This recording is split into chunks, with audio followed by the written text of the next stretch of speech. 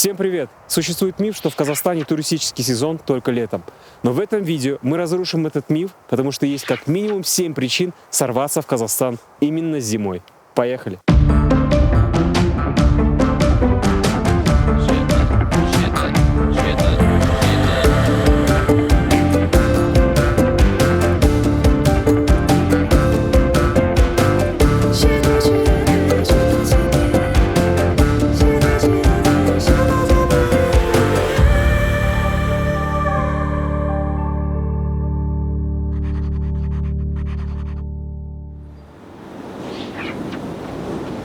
Причина первая – Бурабай.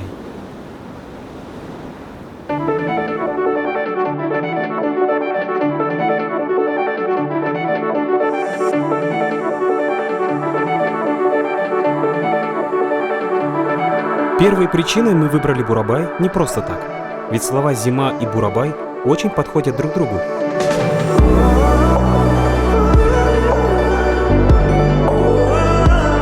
Приехав в Бурабай, мы остановились у моего друга Романа, который двигает местный туризм.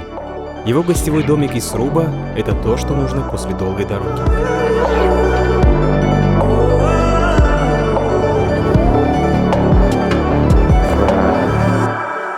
До леса.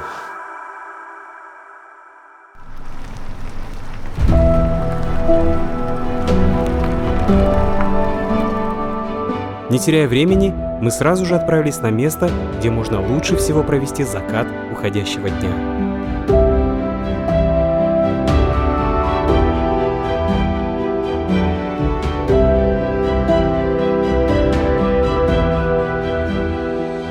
Главной особенностью национального парка Бурабай является сосновый бор в живописнейших горах.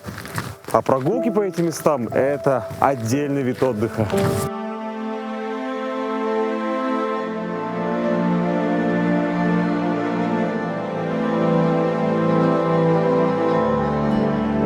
Если вы хотите проводить закат с таким потрясающим видом, то вам нужно взойти на панорамную точку Бөлек-Тау. Для этого вам потребуется всего лишь 20 минут пройти по горной тропе.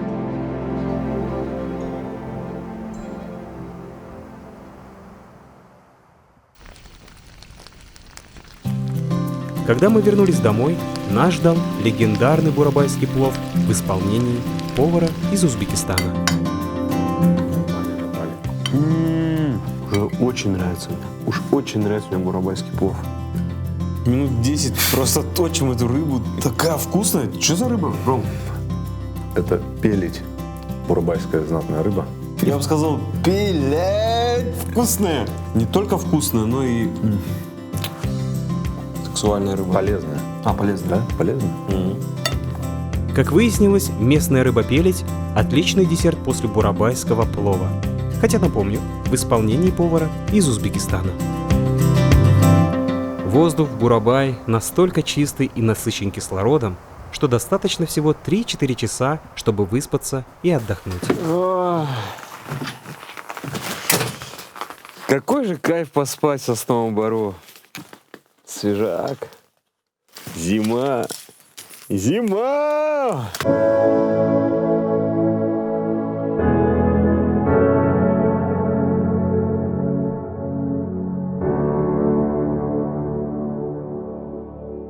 Если вы приехали в зимний Бурабай и хотите не только лениво отдыхать, но и заниматься активным спортом, то я вам рекомендую беговые лыжи в сосновом бору. Почти у каждой зоны отдыха вы сможете найти лыжню, так как беговые лыжи тут возведен в народный вид спорта. Куда бы я ни поехал на лыжах, меня всегда окружал живописный вид, который заставил забыть о любой усталости и суете. И лишь только на следующий день мышцы моих ног напомнили мне, что вчера я с непривычки так долго катался на лыжах. Но это были приятные воспоминания. Фу. Какой же кайф, беговые лыжи в сосновом бору. Возможно, это лучшее кардио в этих местах именно зимой. Рекомендую.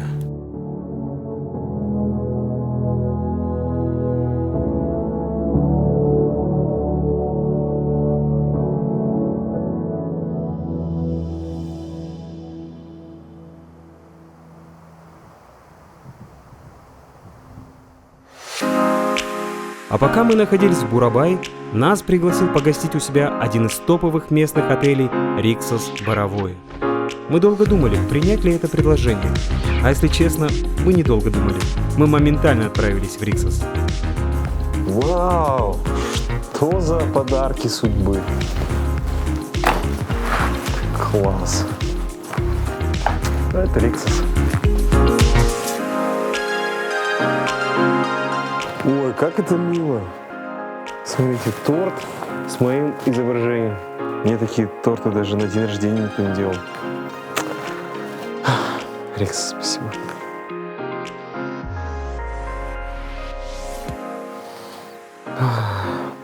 Какая красота.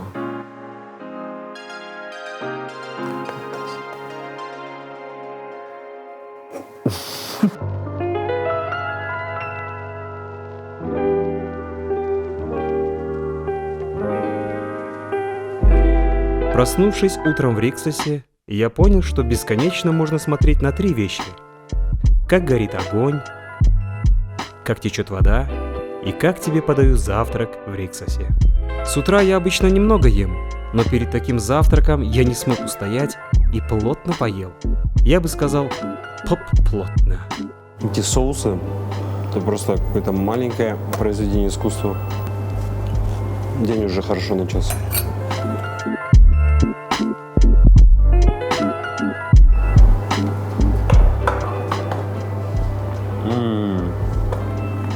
Я был в Индии, и это прям один в один рецепт лучших индийских ресторанов. Sir, that's delicious. Далее меня посадили на необычный транспорт. Чувствую себя, как будто я папа римский в папомобиле.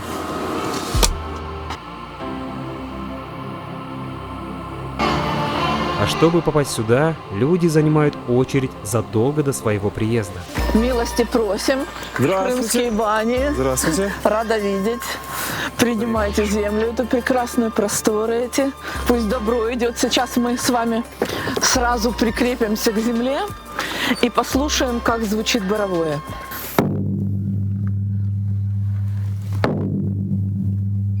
Вот пробивает все, где воспаленное. Все, где не раскрыты потоки. Я как Нео после встречи с Морфеусом. Что делаем? Берите вещи, идемте в баню. Супер. Хотя нет, не Морфеуса, а Пифия. Активно, правая, левая ножка, принимаем, вдох, крыло, вдыхаем просторы.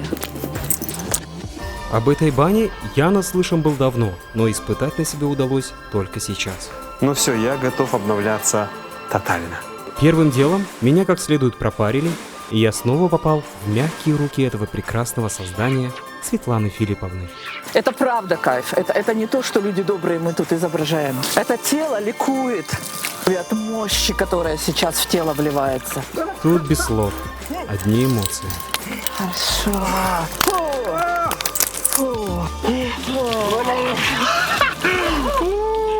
Порычи.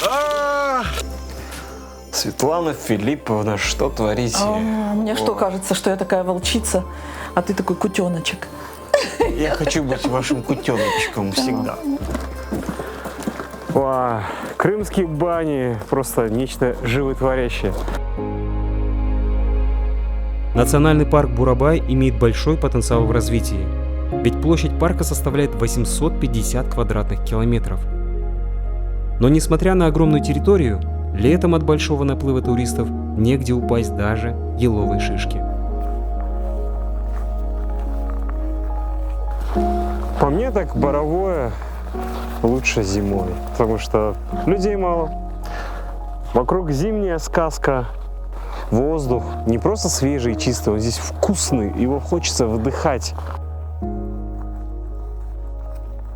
Тысячи туристов ежегодно приезжают в Боровое, чтобы насытиться и наполниться этим воздухом. Причина вторая – Туркестан. Если вы хотите познать духовную столицу Казахстана и этнический колорит, отраженный в архитектуре, то прямиком сюда. Прилетая в Туркестан, вас встретит новый международный аэропорт. кстати, это первый аэропорт, построенный заново за годы независимости Казахстана. Прикольно, ребята. Неожиданно меня удивляет аэропорт Туркестана. Прилетая в Туркестан, первое, что испытываешь на себе – Туркестанское гостеприимство.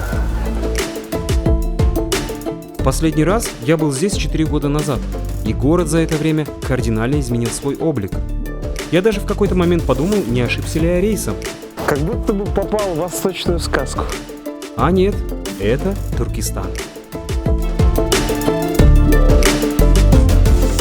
Вау! Вы только посмотрите на это. Время отдохнуть, выспаться и завтра исследовать Туркестан.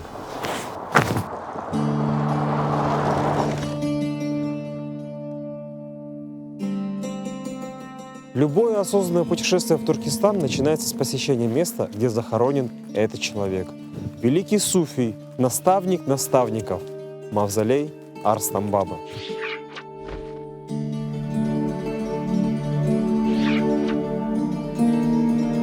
Но перед посещением святого места необходимо совершить обряд омовения. Ведь тело посетителя должно быть таким же чистым, как и его намерение.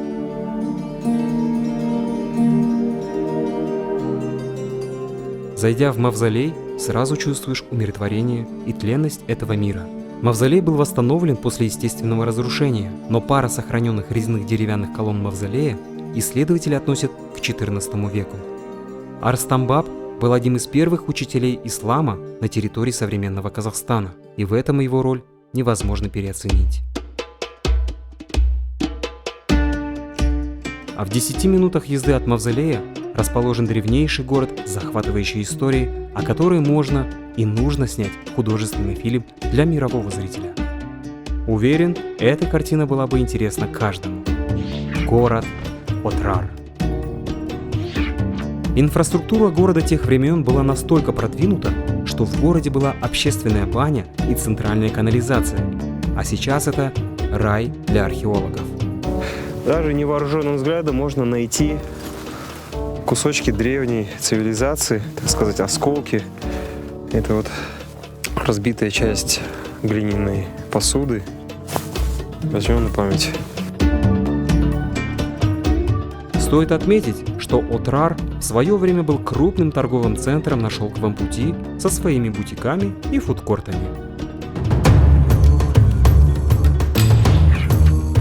Как писал в своих текстах великий мыслитель Баста, учитель проявляется в ученике, а величие Арстам-баба проявилось в его ученике, суфийском поэте, оказавший огромное влияние на развитие ислама на казахской земле, Хожа Ахмете Яссауи. Этот мавзолей был возведен по приказу среднеазиатского тюрко-монгольского завоевателя и военачальника Тамерлана. Таким образом, он выразил свой респект в адрес Хожа Ахмета Яссауи.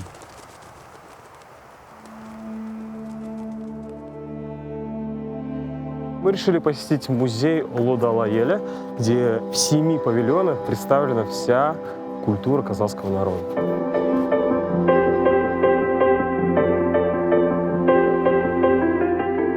Прогуливаясь по центру, я ловил себя на мысли. Слушай, ну а прикольно сделали? Стильно, лаконично, прикольно. Сразу скажу, это не музей, а некий шоурум, где выставлено культурно-историческое достояние кочевой жизни наших предков. И как выражаются сами казахи, мы не только кочевой народ, мы кочевый народ. И с этим постулатом сложно не согласиться. С историей все понятно, ну а что нового в Туркестане? А из нового тут заново строенный город в городе, комплекс для отдыха и развлечений «Караван-сарай». Как только запустился этот комплекс, количество постов в соцсетях из Туркестана выросло в десятки раз. Но здесь можно сделать не только красивые фотографии и видео. Для посетителей комплекса доступны несколько видов отдыхов, и один из них – прогулка на лодке по каналам внутри караван-сарая. И почему я рекомендую приехать сюда именно зимой? Ведь очереди на лодку летом просто нереальные. Думаю, чтобы прокатиться на этой лодке летом, очередь на нее вы должны забронировать еще до вылета в Туркестан. Ну или привезти лодку с собой. что тоже не совсем удобно. Надо ее привезти, договориться с директором комплекса, иметь плавательные права. Понятное дело, лучше зимой. Плывешь себе без суеты и очередей, любуясь красотами восточной архитектуры, что, собственно, я и делал. Одной из главных фишек комплекса «Караван-сарай» является летающий театр «Алтын Самрух». Нам обещали что-то невероятное. Проверим?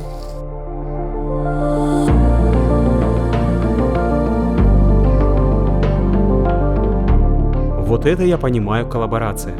Объединить историю и новые технологии – то, что нужно, чтобы современную молодежь приобщить к истории Казахстана. Ведь именно такая подача истории в формате High Definition вызывает интерес у нынешнего поколения. И летающий театр «Алтын Самрух» – лучший тому пример.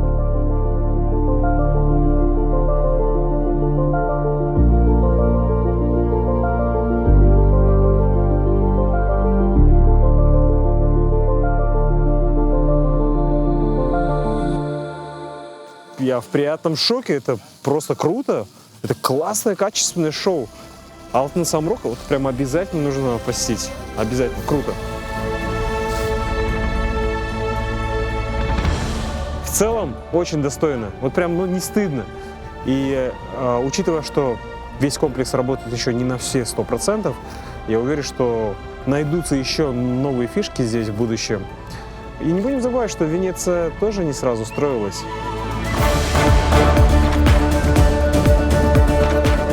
Наличие такого объекта в Туркестане, безусловно, делает его туристически привлекательным. Если вы приехали в Туркестан, советую задержаться до вечера, чтобы увидеть поющие фонтаны и подпеть им в унисон. Караван-сарай подходит для отдыха всей семьей. И поверьте, здесь есть чем себя занять парочку дней. Вкусно поесть, окунуться в историю, духовно обогатиться и еще раз вкусно поесть.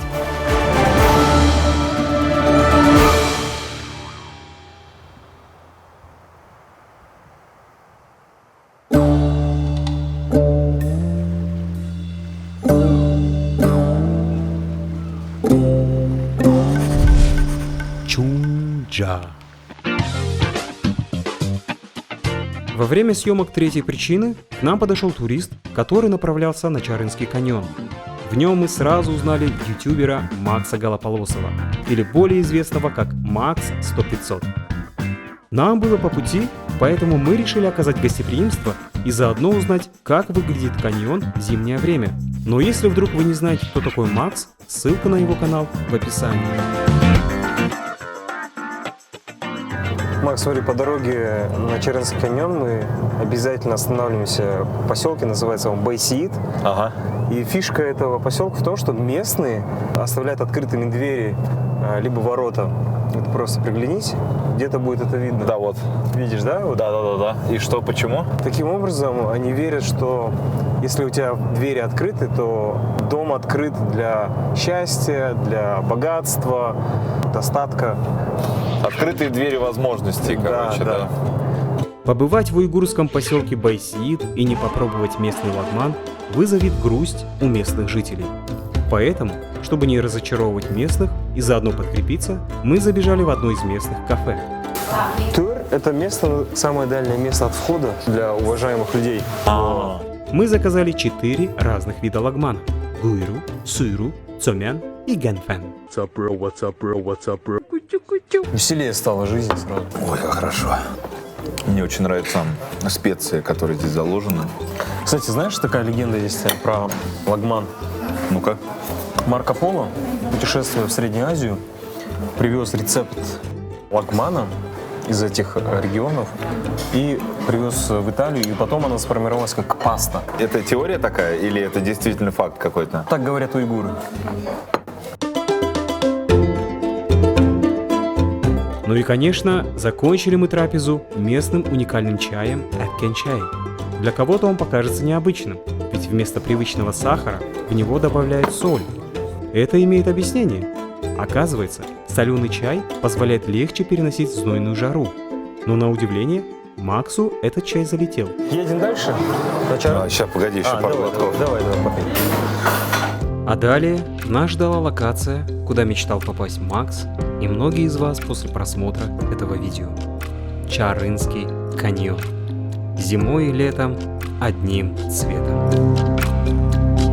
Макс, вот начало тропы. Ага. Это тропа называется Долина замков. Мы на верхней сейчас части ее. Чтобы вы понимали, длина Чарынского каньона 154 километра. Каньону уже 12 миллионов лет. Задумайтесь, он существует уже 12 миллионов лет, а вы здесь еще ни разу не были. О, блин. Эпичненько-то на самом деле.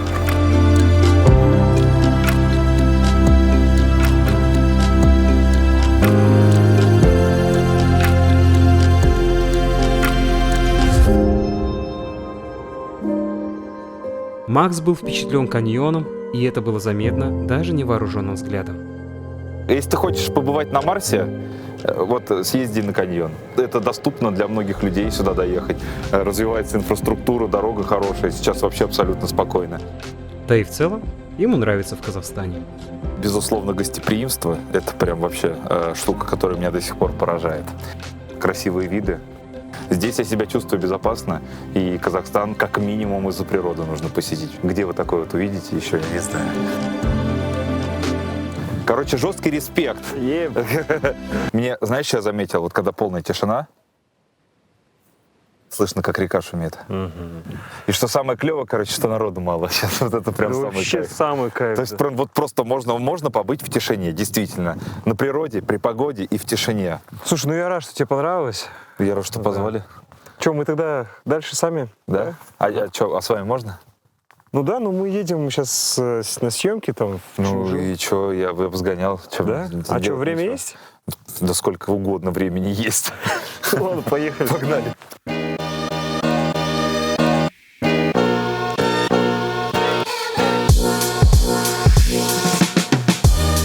К вечеру мы прибыли на нашу причину «Горячие источники». В этих местах огромный выбор отелей на любой вкус. Но так как со мной гость, мы разместились в самом топовом отеле на Чунджу.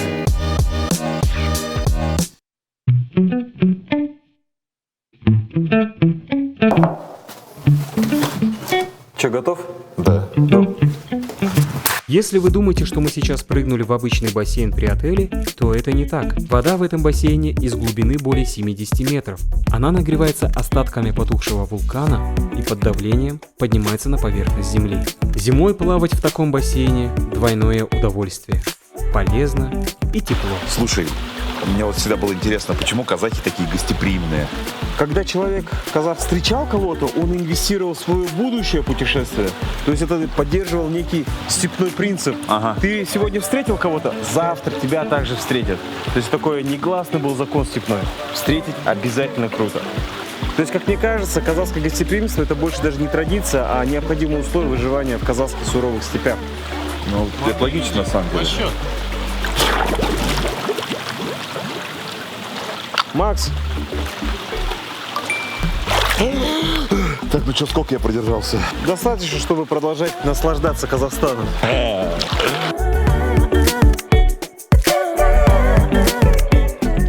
Если ваш гость не такой дорогой, как Макс, то в округе более 20 альтернативных зон отдыха на любой бюджет, но с одинаковой водой. Природа наградила местных жителей не только заработком на воде, но и бесплатным отоплением круглый год.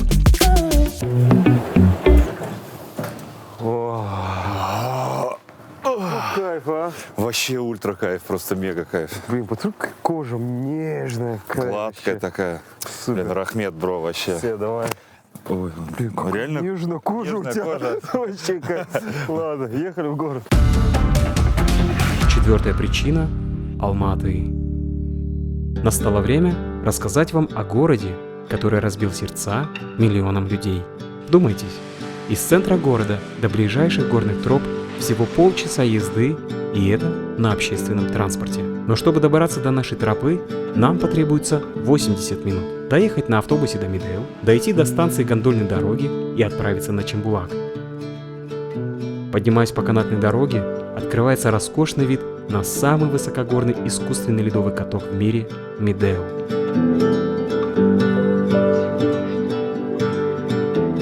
Кататься среди гор на коньках – еще одна роскошь алматинцев. Но к ней мы вернемся позже. Еще минут 15 на фуникулере до базовой станции Чембулака, и мы на месте. Алматинский горный кластер по праву является раем для любителей хайкинга и альпинизма. Только вдумайтесь, в округе Алматы официально зарегистрировано более 150 горных троп. И сегодня мы пройдем по одной из них в ущелье Туюксу. Как и любое ущелье, Туюксу по-своему прекрасно. Оно подходит для любого уровня физической и технической подготовки пешего туриста. Ущелье окружено горными пиками выше 4000 метров над уровнем моря, поэтому правила техники безопасности должен знать каждый, кто ходит сюда.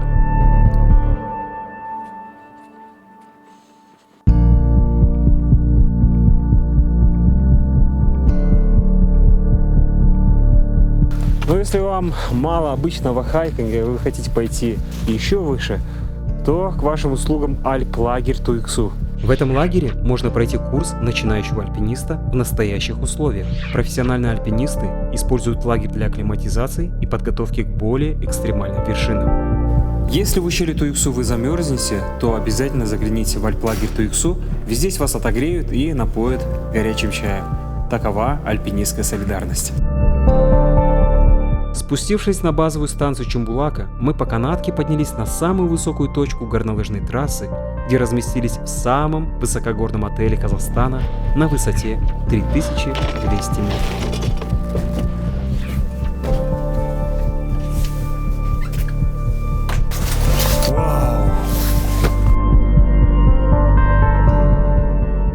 Вы спросите, что было дальше? Конечно же, ночные покатушки по самой высокой ночной трассе в мире. Ну как тут не спуститься? Тем более, когда эта трасса еще и освещается. Кстати, как вам этот кадр?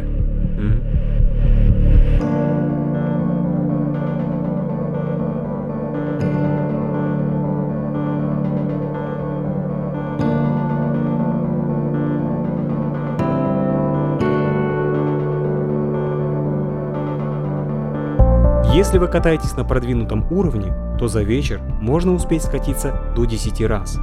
Но мы не стали жадничать и прокатились 11 раз.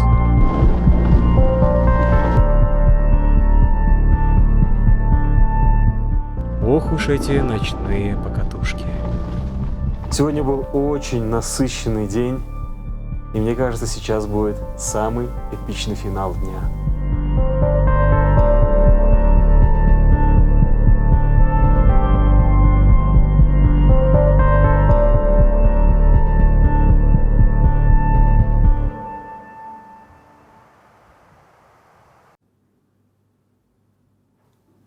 Вид, конечно, фантастический. Но я думаю, главная фишка этого отеля в том, что можно первым с утра катнуть со склона Чембулака. И этим сейчас займемся.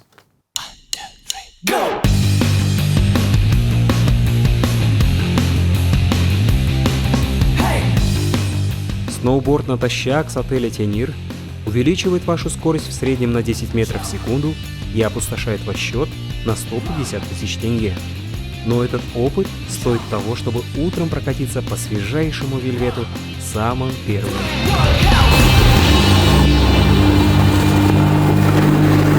Вау!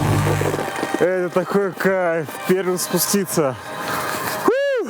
Ну что, пойдем завтракать?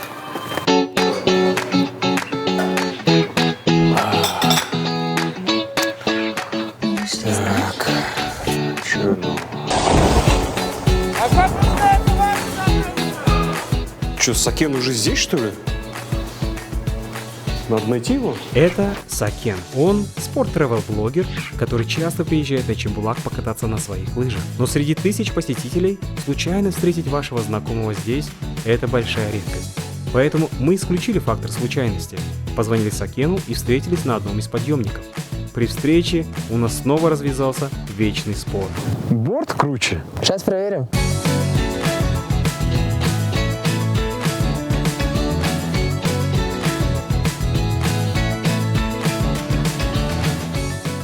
Лыжи — это скорость, скажут лыжники, но борд — это танец, скажем мы, сноубордисты.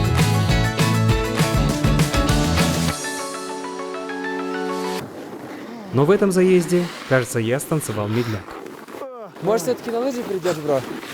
Чтобы отстоять честь сноубордистов, на помощь я позвал Жо Марта. Слушай, брат, можешь подъехать? Тут один лыжник выпендривается. На этот спор он приехал быстро. Кто тут на сноубордистов прет? Ты прешь? Жо Март, гроза местных склонов, который с особым азартом поддержал наш спор. И они поехали.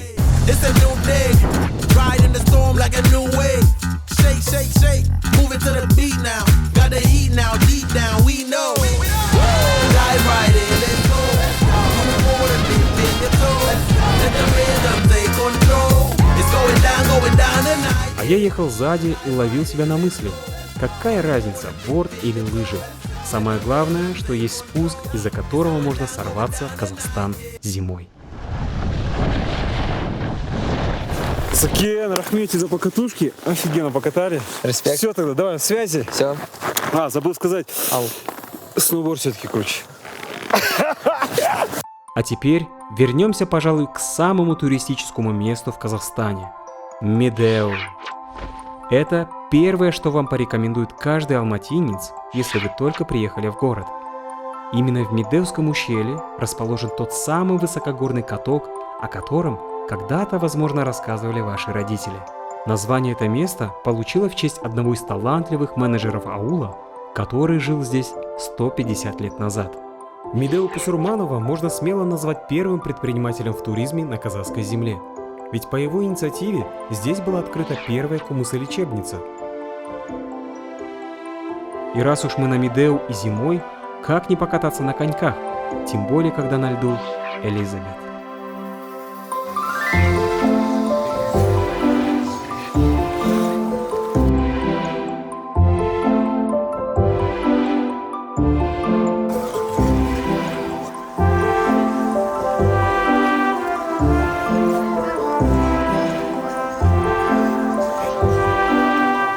Когда такие люди на катке, не только восхищаешься мастерством фигурного катания, но и хочется повысить свой уровень. Я попросил Элизабет дать мне небольшой мастер-класс.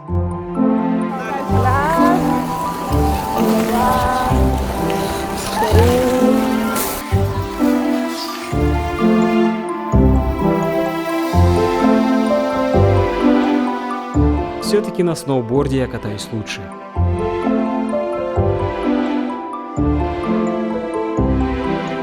Да нормально я катаюсь, я же из Караганды.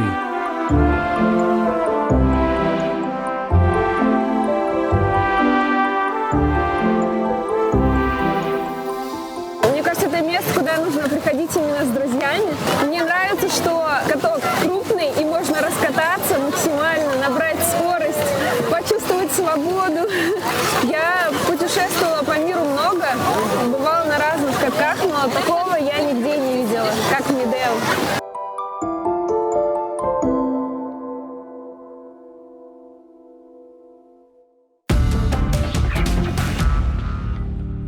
Причина пятая – ридер.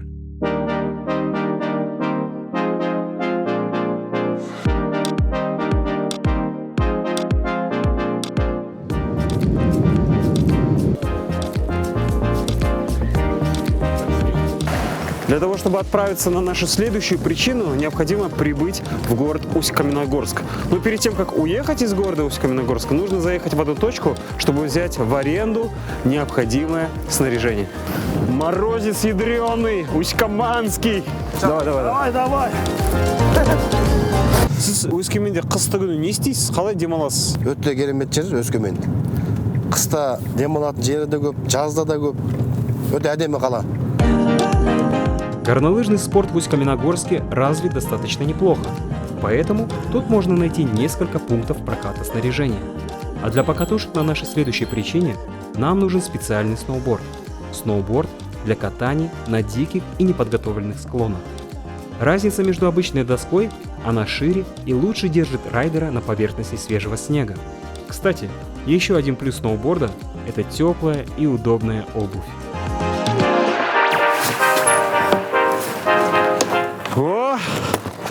досочку взял. Готов!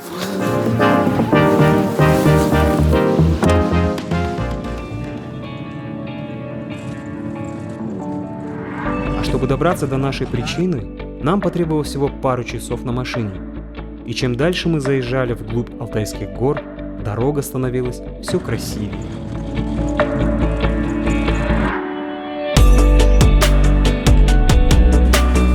Добравшись до финальной точки, наш багаж увез снегоход, а мы пошли пешком заселяться на фрирайд-базу.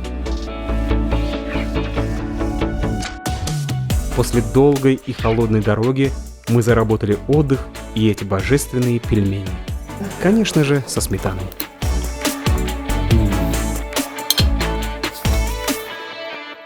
Кайф. На рассвете температура опустилась до минус 30. Но даже холодное утро не станет причиной отказывать себе в этом удовольствии. Фрирайд – дело серьезное и опасное. Поэтому это делать нужно вместе с профессионалами. А совершить фрирайд в Риддере нам поможет целая команда.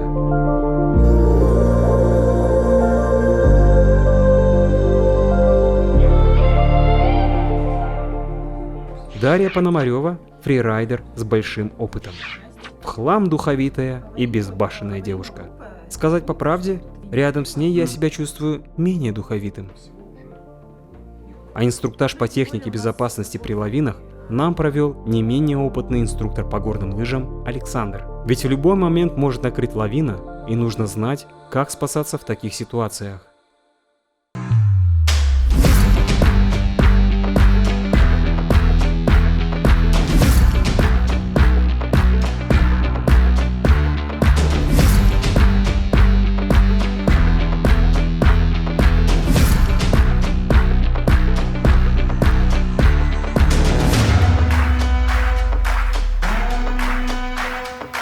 Чтобы испытать на себе эту причину, нужно быть подготовленным. Даже я немного побаивался, но всячески старался не показывать. Особенно Александр. В первый день заброска производилась с помощью снегоходов. Честно говоря, было немного страшновато. Пока мы ехали, я замерз настолько, что подумал, какой же я отморозок, что согласился на это. А теперь представьте, насколько обезбашены они.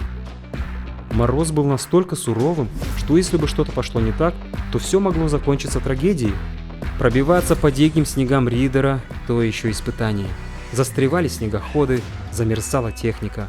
Было настолько холодно, что термометр показывал минус 37, но ощущалось, как будто бы я стоял голым и было минус 37. Пока у нас день спасен. Несмотря ни на что, мы двигались к точке высадки.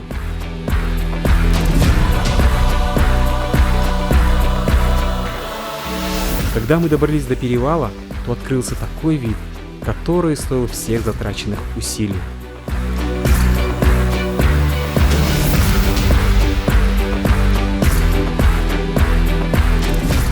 Настало время красиво уйти в закат по свежим и диким склонам Риддера.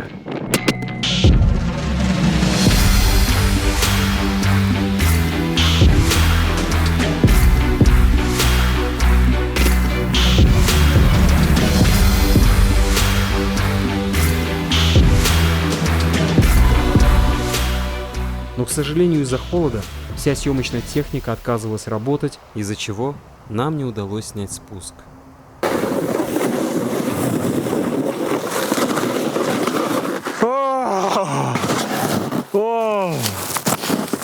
Это было нечто. Я не знаю, сколько тут. Короче, мы ехали примерно около 40 минут или часа в темниках. Я в какой-то момент проклял все. Вообще не хотел путешествовать больше никогда в этой жизни. Особенно по зимним горам. Ой.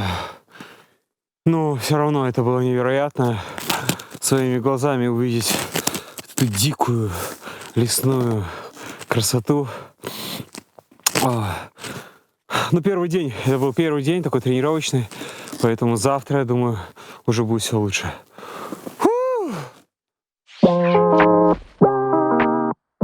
На следующий день погода Риддера была к нам более благосклонна. Да и подъем был менее экстремальным, но и не таким быстрым.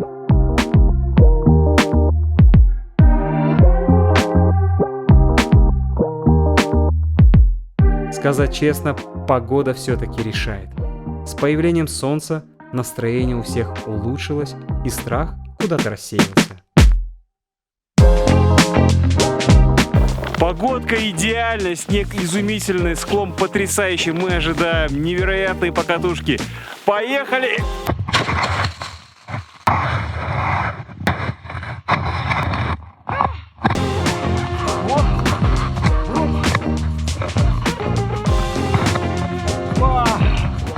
Какой пухляк!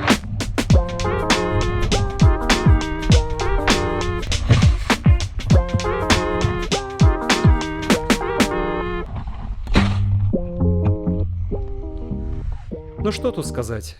Наверное, ничего. Ведь чтобы понять, что такое фрирайд в Риддере, вам нужно испытать это самостоятельно.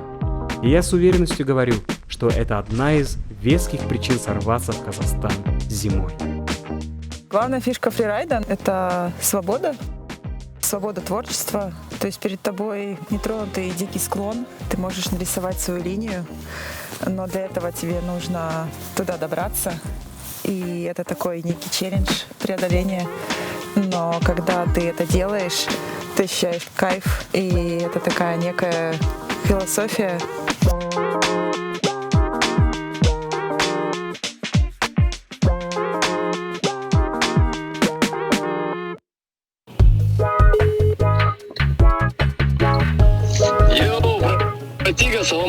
Йоу, бро, салам, как ты? А чтобы увеличить глубину просмотров среди женской аудитории, на следующую причину я пригласил своего друга. Зимой на один из эпизодов сейчас будут горячие съемки. Наверняка у каждого из вас на протяжении всего выпуска из-за холодных зимних кадров немного подмерзло зрение, которое мы сейчас вместе с вами как следует отогреем. Сакская баня – 6-я причина сорваться в Казахстан зимой, где нас уже ждал мой товарищ по венику Алмаз. Саламчик. Слушай, а что это такая большая сумка? Ты сказал сакская баня, я хотел что-нибудь быть в теме и взял костюм сакского воина. Ничего себе решение.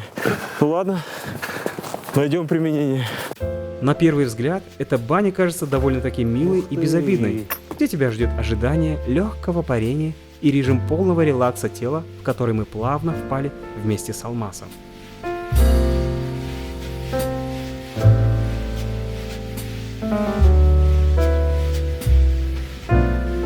Сакская баня была придумана кочевыми племенами при долгих переходах и военных походах. Баню можно было соорудить в любом месте у горной реки. Главное условие – найти нужные камни вулканического происхождения, прогреть их на огне, накрыть войлоком печь и подливать речной водой. И когда ты ощущаешь все прелести сакской бани, начинаешь оценивать креатив и находчивость наших предков. После каждого захода в парилку необходимо остудиться в холодной горной реке. Мощно. После первого разогревочного раунда нас ждет шорпа. Пойдем. Серьезно? Сорпа после бани просто залетает. Вообще бомбическая просто. Слушай, интересно, почему о сакской бане так мало кто знает? Странно. Не говори, у нас придумали, и наши же не знают. Угу. Может, рекламы мало просто? Слушай, ты же как раз костюм взял. Может, давай рекламу снимем? Ну, давай. Издревле каждый казахский батыр стремился быть не только храбрым и мужественным, но и чистоплотным. Казахи собирались в группы и отправлялись в сакскую баню. Говорят, так выходило дешевле.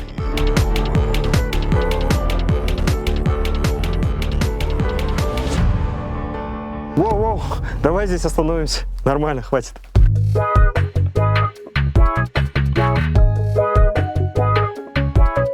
После 5-го захода пар прогревал не только кожу, но и наши кости. Контрастные водные процедуры только усиливали эффект бани. И в какой-то момент мы поймали тот самый сакский дзен.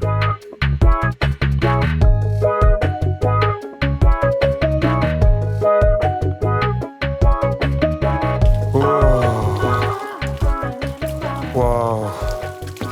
Что это было? Это было нечто. Тело вообще ожило просто. Ребята, Сакская баня — это однозначная причина сорваться в Казахстан. Именно зимой. По-любому.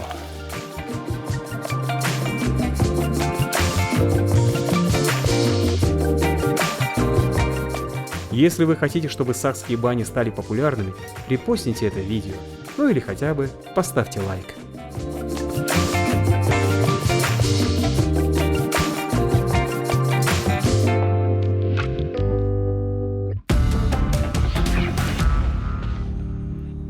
Причина 7.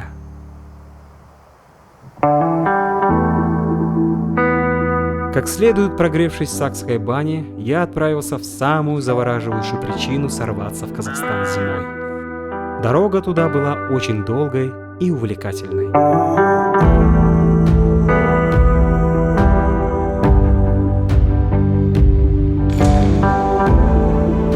И это путешествие со мной разделил парень по имени Анзор. Он не только веселый и добрый, но еще и блогер, а также искусный повар в диких условиях.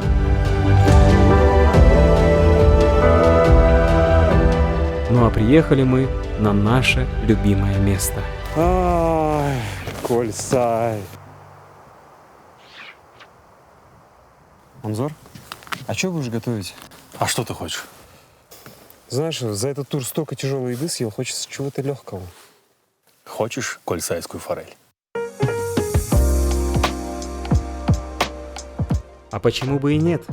Свежепойманная радужная форель сделала бы наш день еще радужнее. Ловить рыбу на Кульсае – одно удовольствие. Но первое, что я поймал, это была удочка Анзора.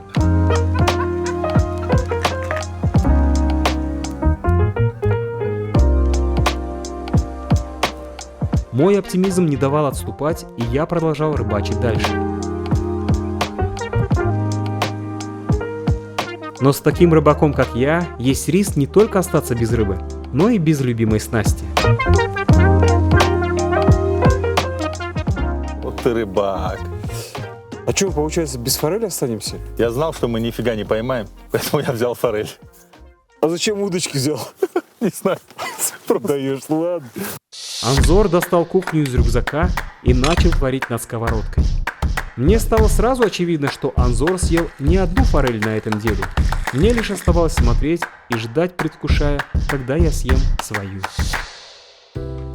Самое главное правило – есть ее будем руками. Я готов. Ну что, приступаем? Давай.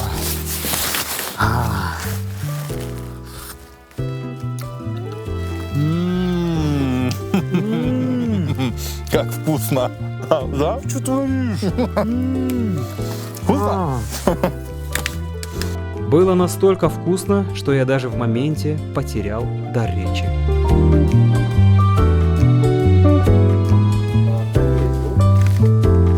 В процессе нашей трапезы мы не заметили, как быстро подкрался вечер, и пока не стемнело, мы разместились в ближайшем комплексе. Да, мы здесь остановимся сегодня.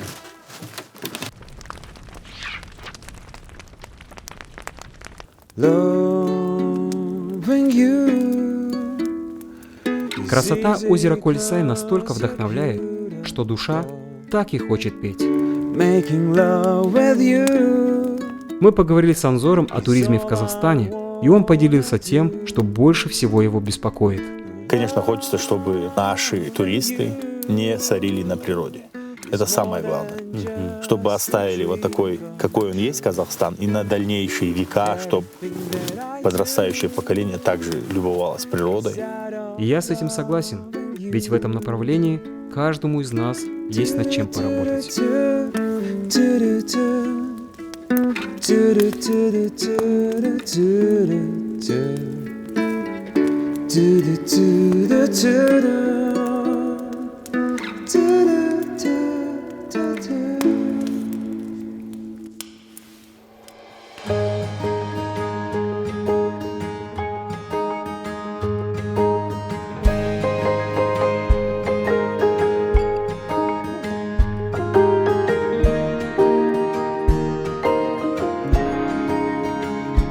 А на следующий день я решил показать Анзору места, где он, уверен, да и вы, дорогие зрители, еще никогда не были. Пожалуй, это будет бонусная причина сорваться в Казахстан не только зимой.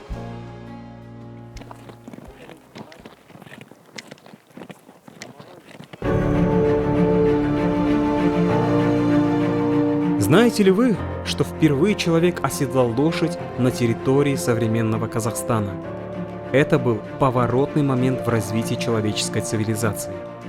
Учитывая этот факт, где, как ни в Казахстане, нужно сделать свой первый конный тур.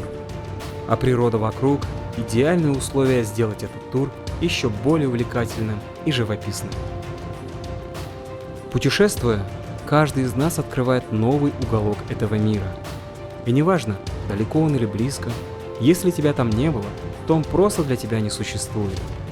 Открывая новые места, ты словно открываешь часть самого себя и познаешь, насколько богата и разнообразна эта чудная планета. И как гласит древняя казахская пословица, мудр не тот, кто больше прожил, мудр тот, кто больше видел. Ну вот, Анзор, финальная точка. Слушай, я не думал, что тут настолько фантастический вид, и я до сих пор тут не был.